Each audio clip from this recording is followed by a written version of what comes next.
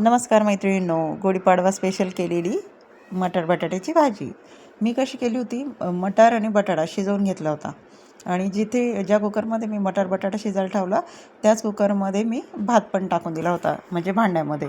आणि मग ते शिजल्यानंतर आहे ना, कढाईमध्ये तेल, राई, टोमॅटो कापून बारीक कापायचा आहे मस्त, आणि तो थोडासा फ्राय करून घ्यायचा आहे. मीठ टाकायचं. मीठ टाकलं की टमाटर लवकर मऊ होतो. मऊ वगैरे झाला की त्याच्यामध्ये मसाले टाकायचे आहेत आपल्याला. लाल मसाला आणि हळद, आणि जर असेल तर मालवणी मसाला किंवा घाटी मसाला जो असतो तो थोडासा नावाला.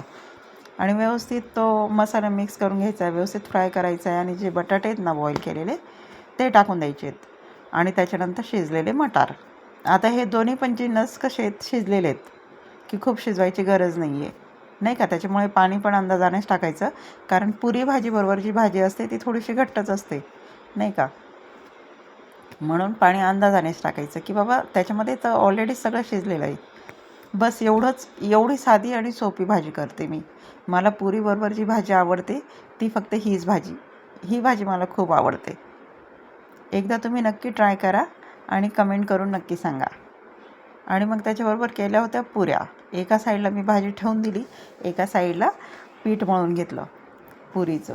की पीठ घेतलं, त्याच्यामध्ये ओवा टाकल्या, कलौंजी टाकली आणि मीठ, हे जिन्नस टाकले आणि तेल टाकलं, नाही का. सगळं व्यवस्थित मिक्स करून घेतलं. म्हणजे मी काय काय टाकलं, ओवा, कलौंजी, मीठ आणि तेल, असं सगळं व्यवस्थित मिक्स करून घेतलं. आणि नंतर पाण्याने भिजवून घेतलं. भिजवून घेतल्यानंतर ना, भिजवायचं पण कसं आहे, पुरीला आपण जसं पोळीला भिजवतो तेवढं मऊ तर लागत नाही, हे प्रत्येकालाच माहिती आहे. आता प्रत्येक बाई, गृहिणी आपण जे आहोत त्यांना सगळंच माहिती असतं, काही सांगायची गरज नसते. आता पुरीला पीठ थोडंसं कडकच लागतं, नाही का. मग थोडंसं मी कडकच भिजवून घेतलं, कारण ते ठेवलं ना की सैल होतं. त्याच्यामुळे मी आधीच कडक भिजलं. आणि थोडंसं हे हे तोडून मी दाखवलं मी तुम्हाला की बाबा इतपत कडक मी भिजलेलं आहे पीठ. आणि याच्या पुऱ्या पण आहेत ना, एकदम व्यवस्थित येतात, पुऱ्या पण मस्त येतात. आणि मग त्याच्यानंतर मी लगेच काय केलं की आपण करून घेऊया पुऱ्या, असं म्हटल्यावर आहे ना, मुलगी म्हटली की बाबा राहू दे, मी करून घेईल. तू भिजवून दिलं आहे तर मी पुऱ्या करून घेईल. मग तिनेच त्या पुऱ्या पण केल्या, नाही का. म्हणजे लाटल्या पण तिने स्वतःनीच आणि तळून पण घेतल्या. तेवढंच एक काम थोडंसं आपलं हलकं होऊन जातं. तोपर्यंत मी दुसरी जी कामं होती बाकीची ते करून घेतली. आणि मध्ये मध्ये येऊन हे पण पाहत होती की बाबा व्यवस्थित करते का किंवा काय, कारण कधीतरी अंगावर तेलच उडवून घेते किंवा कधीतरी कुठेतरी चटकाच लागतो. मग त्याच्यामुळे सुद्धा मी लवकर करू देत नाही. पण मग तिचं आज चाललं होतं आणि मग तिने आज पुऱ्या स्वतः लाटल्या पण आणि सगळ्या पुऱ्या केल्या पण. असा आज गुढीपाडव्याचा बेत होता.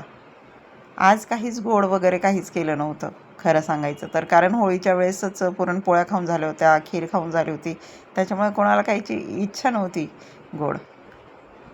आणि करून पण जर कोणी खाणार नाही तर मग काय अर्थ नाही, असं होऊन जातं.